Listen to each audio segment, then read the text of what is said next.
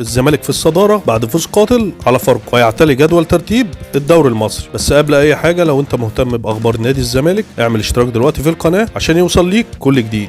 الزمالك بيواصل سلسلة الانتصارات وبيثبت انه راجع بقوة. النهارده الفريق الابيض خطف فوز غالي على فاركو بهدف نظيف سجله الانجول الخطير شيكو بانزا بعد ما تابع تسديدة نارية من الفلسطيني الدباغ. الكرة رجعت له وهو قدام المرمى الفاضي، حطها صاروخ سكنت الشباك. الفوز ده رفع رصيد الزمالك ل10 نقاط في صدارة الدوري الممتاز بعد 4 جولات بس، والترتيب دلوقتي بقى الزمالك في الصدارة ب10 نقاط، والمصري في المركز الثاني ب8 نقاط، وبتروجيت في المركز الثالث ب8 نقاط، وفيوتشر في المركز الرابع ب7 نقاط.